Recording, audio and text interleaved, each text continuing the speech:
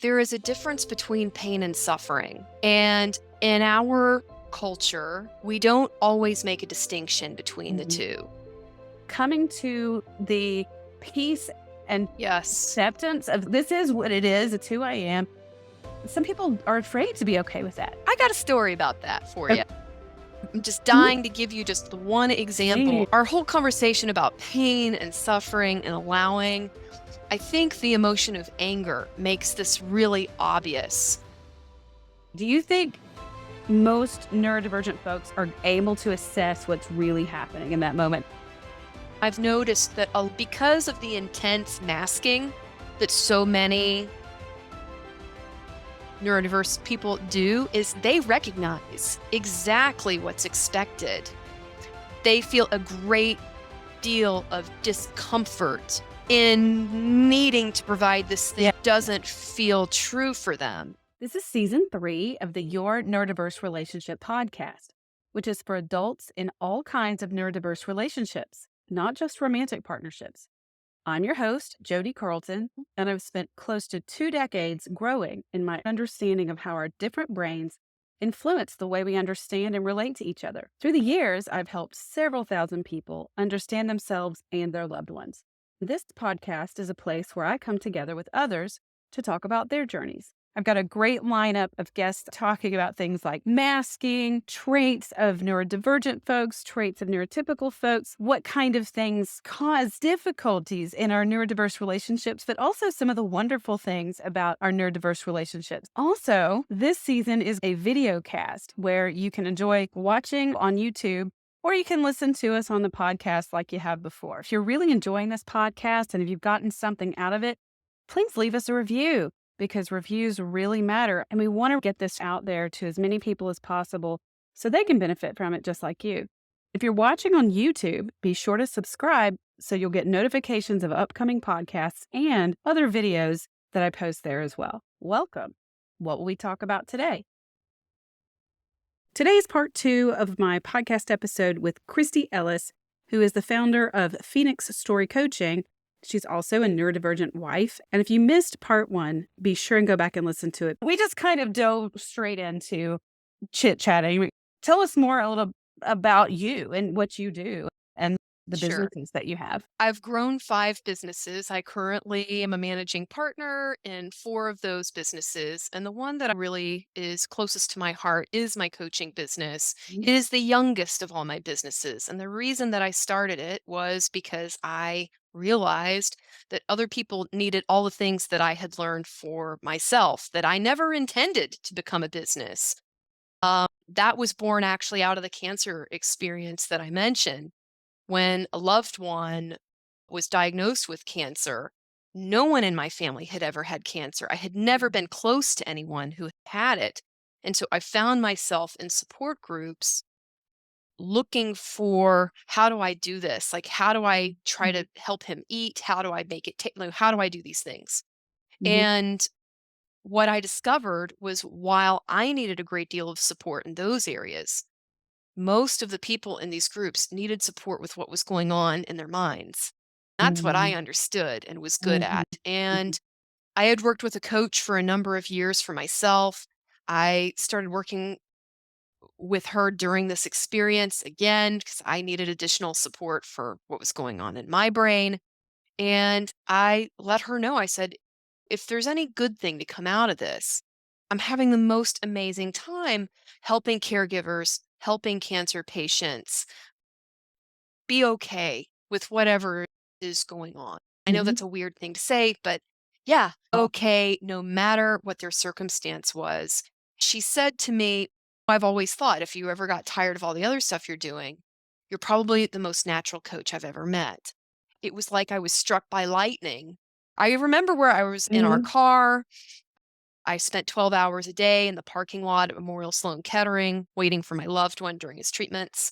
And I made a decision right then and there to go back to school to get my coaching certification.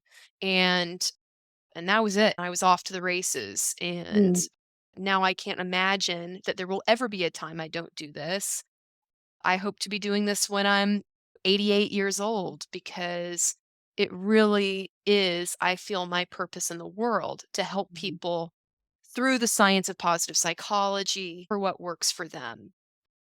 And Yeah. I think where my practice is perhaps a little different is I have a background as a management consultant.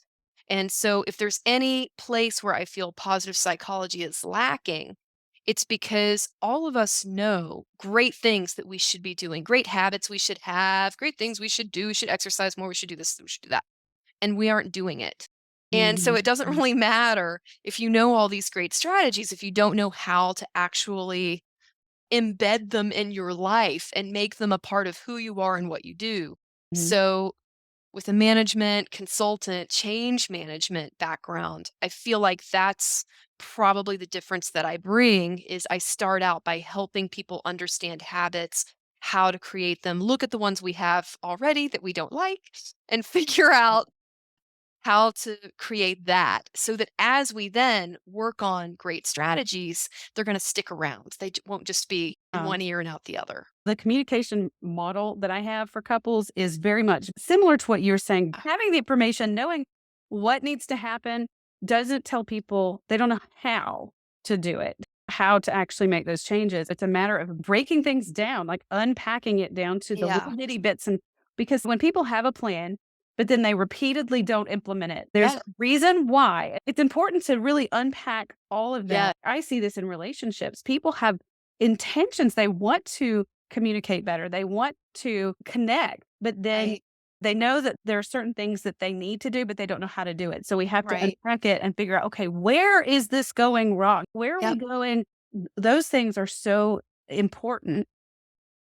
But I also want Yeah. to go back to another thing you said with working with the cancer patients and being okay. I think that's such an important message because I told you I worked with people with brain injuries in the beginning, back in the year Yeah. 2000. That was such a huge thing for Yeah. them. A lot of them were like, there was me part 1 and me part 2, coming to the peace and acceptance of this is what it is, it's who I am. Some people are afraid to be okay with that. I got a story about that for Ok. you. When my loved one was diagnosed with cancer, I swear to you, this was my very first thought. As crazy as this sounds, my thought was, my life has prepared me for this. I think the reason that I had that thought was a lot of it was I'm also certified in mindfulness based stress reduction. So I have this perspective, I have a positive psychology perspective, but it's also based on the life experience that I have. When I was, I believe, 32 years old, I was getting progressively more sick and nobody knew what was going on. I continued to go to doctors that were telling me they're kind of shrugging their shoulders. I had one migraine that lasted for 5 months straight. Oh. So, not many migraines, not daily, but one that just Ugh. did not go away. When I started getting really frightened was when I developed dementia. Mm. And for someone who really had a self identity based in my intellect, I cannot imagine a more frightening thing to happen than to suddenly realize that your brain is not something that you can depend on. And I was in an incredible amount of pain. I couldn't find my way home from work. And I had this period where we didn't know what was going on. And it was very challenging for me to communicate to my husband the severity and where my head was at. I got to a place where I sat him down and what I told him was this: I think I have a year. For 1 year, I can work to find a solution for this. But if I get to the year mark and I am still in this much pain, and if I lose even more of myself, then we're going to have to move someplace with assisted suicide because I can't live this way for the next however many years. And a lot of people are horrified to hear that, but it is such a gift to me today Mhm. because I don't think that there are many 32-year-olds who have had to ask themselves questions like, who am I? Who am I if I'm not my brain? What is the Right. value of my life? What is the quality of my life? What kind of life do I want to live? I had Mhm. to ask myself a lot of very important but often unasked questions. Even though I have recovered from it, I actually think a lot of my sensory processing issues are left over. But to be able to look at my own life and know it could potentially end very soon has been such a tremendous gift to me in getting really aligned with my purpose in the world, in not being fearful to look at things like life. This is Mhm. just something I'm renting that I'm in right now. I think that by the time that my loved one had his diagnosis, I had no fears. I was unafraid of anything that he could go through or that I might go through with him. And it's been such a tremendous gift to me, both in my personal life, but also I think it's why my coaching practice grew so quickly because my clients saw that there was nothing they couldn't bring to me. I didn't need to push anything away because I wasn't afraid of what they were going through because I knew that we were going to be okay. Wow, that is such a powerful story, and oh, wow, I just get chills listening to that because I think one of the most profound, I guess is the word, reasons why coaching works in a way that counseling does not is because most coaches are doing what they're doing because they've lived through what so many of their clients are also living. I know for me, when you said my life has prepared me for this, I can relate to that too, because I felt like even what I'm doing now, it's like everything I had done up to a certain point, really when my daughter was born, it's like I already knew all this stuff about the brain and that was like, oh, I know this. Even when I do YouTube videos and where I interact with people or Mhm. when they hear about my own struggles and even Yeah. my failures, it's like you said, I'll share some times that I epic fail as a Yeah. parent, as a partner. And it's so helpful, I think, to people to not feel so alone. People. Absolutely. I think my TikTok video that had the highest number of views, it was like, I don't know, 50,000 views or something, was really shocking to me because I do not have a large TikTok account. The video was me saying, "How does a life coach deal with unprocessed trauma? Let's talk about it."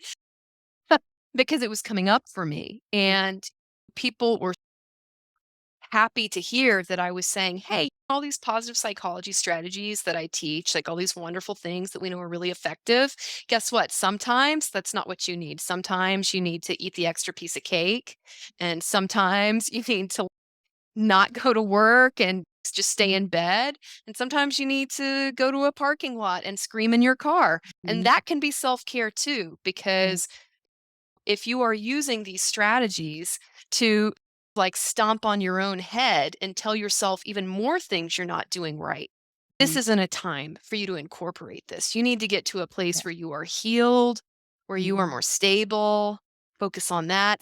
Adding to what you said about those days, those moments, I think it's important to also give ourselves grace when Yeah, we don't have a shining moment. We're all gonna have days and moments where we don't use our own tools, we don't use what we've learned right.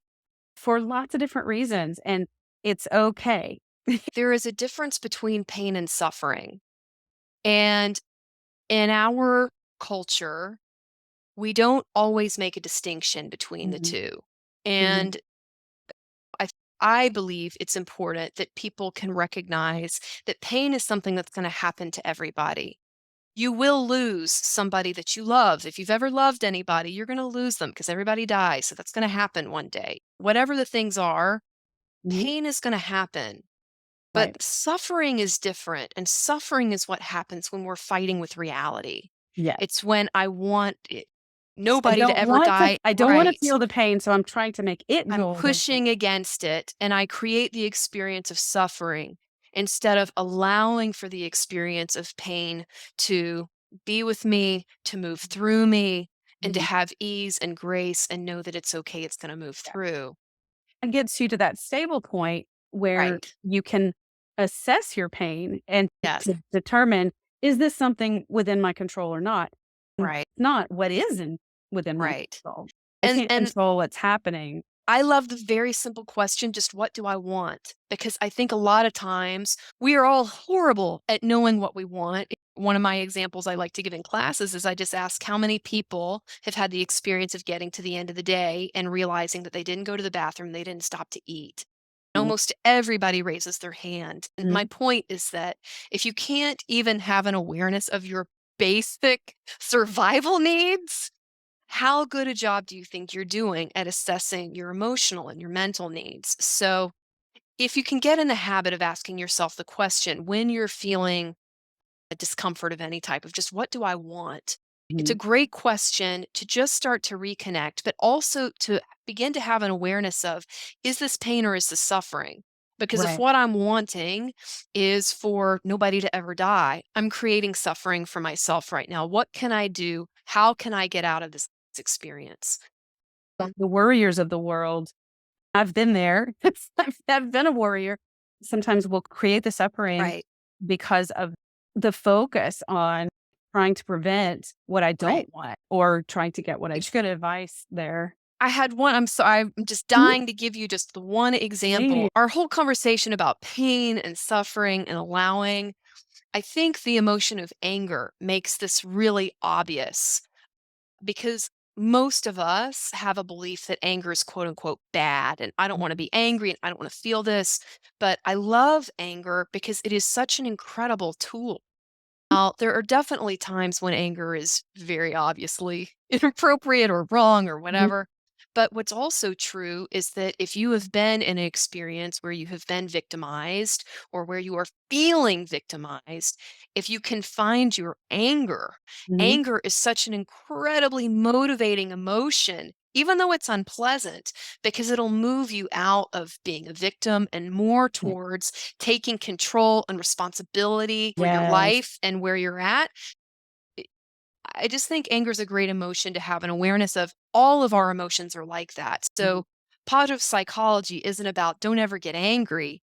It's about understanding is this useful to me right now? Is this what I want right now? What do I Yes. plan to do about it? One of my clients is going through this very thing right now, like literally today. I'm having conversations with her about anger. And for her, anger meant something very dangerous because she grew Yeah. up in an abusive environment. So the anger of others was dangerous for her. Shut it Mhm. off. She shut down her own anger for fear of becoming that. We've been having these exact conversations Yeah. about how anger is part of your body's alarm system. It's your brain, your psyche's alarm system, and it helps to make you aware. She ended up staying in an abusive relationship too long, was really devastating for her because she couldn't be angry. And Right. not the only reason, but that was definitely A part of part it. of what prevented her from being motivated. I call it the body's alarm system. As a consultant for business, you've probably heard the levels of why. And Yeah. I tell people to say, okay, ask yourself what you want. Why am I angry? But then, and why is that? Deeper Yeah. you go, the more you're able to really uncover what it is that's Right. affecting you. It's empowering. What can you do for yourself to prevent the suffering? Like you said, Right. It's true of all emotions, the same of sadness, even victimization. When we're in that moment, I believe that it has a place as well, because if I've been through something really challenging, really traumatic, that place is a great place to actually seek and receive support from other people. And as somebody that works with relationships, how powerful and how important to our overall well-being relationships are. Even that absolutely. place of sadness and victimization, it has its own place too in its own time. It's Mhm. really just about how long do you want to stay there? What's useful to you? And Yes. when can we move to a different place that's more comfortable, that is going to be more aligned with our goals? And when has suffering become your comfort zone? Yeah. It's too scary to move out of that. You have provided so much wonderful thoughts for my folks to listen to. Is there anything else you want to just add? Yes. I'm going to give you two quick ones. So the first one is called the joy multiplier technique. And Okay. joy multiplier is there's four different ways that we engage with people when things are going well. And if you can master the joy multiplier technique, which is actually really easy, you will improve all of your relationships, absolutely all of them, because there's really phenomenal research about the way that we predict the success and the intimacy in relationships is not about how people are there for us when things are going poorly. It's what's happening when things are going well. Essentially, can you be there for me when things are great? So I love to just remind people, particularly neurodiverse people who tend to hear good news or bad news and want to share their own similar experience as a way of relating to others. This is Yes. not a useful technique. Yeah. What is useful is if you can keep your ears perked Mhm. for somebody sharing a good thing with you, Mhm. what you want to do is give them an opportunity to relive it. So if your husband comes home and says, "We won this new contract today," this is not your cue to share the good thing that's happened. Your day. Instead, it's your cue to say, "Oh my gosh, how did you find out? Mhm. Where were you? Who did you tell? What were you feeling? What did you do?" Give them an opportunity to relive the experience of their joyful moment. And what's amazing is it'll bleed over to you. You will start Mhm. feeling more joyful as well. So it's called the joy multiplier technique. I love that concept. I've had clients say to me, "What if I'm not interested in any of Yeah. that?" And I'm like, "It doesn't matter because it's If you're not about you. It's right. not about you getting that information. It's about giving your partner the Yeah. opportunity to share it and relive it. You don't really have to be that interested in it." No, I would say, are you interested in them? If you are Exactly. having a relationship with this person, that's what you're That's where doing. you focus. You're having an interest in them, not in the things, but in Yes. them. That's That's the first perfect. thing. It's for everybody, but I find neurodiverse people, this is really useful to you. And the other is one of the things that I find in the neurodiverse community is struggling with what is seen as like polite social lies. Mhm. A Mhm. lot of difficulty with this concept of somebody saying to you, "How do you think I look in this dress?" or "Do I look fat?" This is particularly for when somebody is requesting something of you, like So they're it's you requesting. to give them feedback about something. Yes, Okay. but what they're really doing is asking you to say things like, "You look great." A lot of neurodiverse people struggle with that. They may get the cue, they may Mhm. understand what's expected, but feel really uncomfortable in Mhm. that need to give an answer that they don't believe is true for them. And so the advice that I like to give there, what I found really useful is if what you are recognizing, if you know what they're asking, Mhm. instead of having to give the polite lie that makes you very uncomfortable, what you can do instead is speak to what's actually going on that you're recognizing. So if you can imagine somebody comes to you, they're about to go to an interview for a job, they ask you, "How do I look?" You know the answer you're supposed to give. A great thing to do instead of giving the lie, "I think you look great," if that's not what you think. A Mhm. great thing to do is to ask what they really need, which is, "Hey, do you feel confident? What do you think?" You can really focus instead on, "I see that you look very confident in this outfit." I totally agree with that strategy. Do you think most neurodivergent folks are able to assess what's really happening in that moment? Because I think that's where a lot of my folks are gonna go, Mhm. "I don't know what's happening, though." So what do I do if I don't know what's happening? Because as a neurotypical, I absolutely see it. As a woman, I see it. But my neurodivergent guys. So if you're a guy out there and you're neurodivergent and you find that you keep hurting your wife's feelings and that is totally not your intent, I find it very useful to have a conversation, not in that moment, but to have a conversation later and say, "Hey, I love you so much. I think you're so gorgeous. I think you're so amazing. And I've noticed that you are asking a particular thing of me and it's not going well. Can you help me have some clarity of what I can do to support you here? Help me Yes. understand what is the support that you need because I'm here. I will give it. I'm just Yes. missing the cue of what that support What are is." you really needing from me in those moments?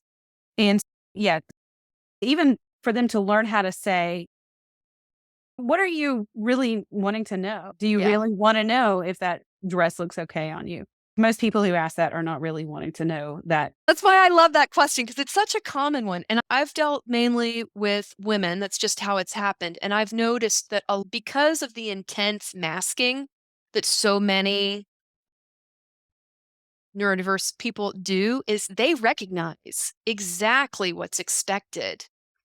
They feel a great deal of discomfort in needing to provide this thing Yeah. doesn't feel true for them. So I totally agree with you about the women. It's a gender difference. And I would say that yeah, there are quite a few neurotypical men who also struggle with it. So I think yeah, that even comes down more to gender. So I also think that the strategy works both ways, that it's important for women to know that when you are asking something of your partner, to really know what you want. It goes back to, yeah, what do you really want from your partner? Now, what are you needing support right, about? Because especially if you have a neurodivergent partner, a male partner, right. then you need to know really clearly what you want. Agreed, and the time to set that up isn't when you're needing it. It's at a time that's neutral. If you are feeling very frazzled, if you're about to run out the door, you have a Mhm. interview tomorrow, that is the wrong time to say, "Hey, I really need your support. I'm feeling really not confident about this interview, so I need you to help me feel confident before I head out the door." They can't. It's too stressful. It's way too Yeah. much. Instead, we tend to be in patterns, whether we're neurodiverse or not. So we know the places in our relationships where we wind up in the same little cycle. And so if you want to improve it, have a conversation outside of it. Hey, I really need to get something that's a little bit different from you when I'm doing this. Or if you notice that I'm starting to, my shoulders are like at my ears, Yeah. what's coming up? Can you do this for me? This would really help me if you could do this. Or I find with men, if you can give them a specific phrase, which sounds crazy, No, it doesn't. Yep. they will deliver. They will Yes. tell you exactly what you need to hear, and Mhm. it doesn't diminish the sincerity of it. I think sometimes That people is struggle with Oh, believing. yeah. It's the Yeah, same concept as telling someone what you want for your birthday. Just telling them what matters, especially neurotypical women. Say, "Well, if I have to tell my partner, it doesn't right. count." Oh, it Yeah, does. What counts is their willingness to follow through.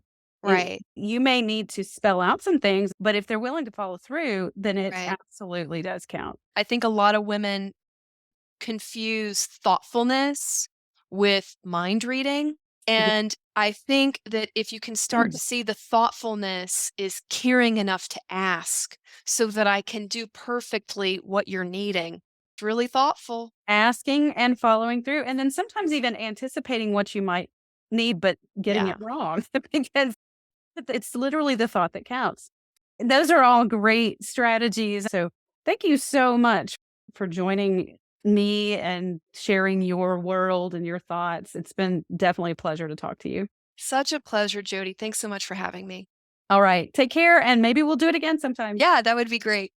Thank you so much to all of my guests of season 3 of the Your Neurodiverse Relationship podcast. These folks are bringing their lives to you to help all of you out there who are trying to figure out your own relationships. If you'd ever be interested in being on a podcast, just email us at gethelp@jodicarlton.com. Also, be sure to visit me online at jodicarlton.com to see all the resources that I have available to you. Until next time.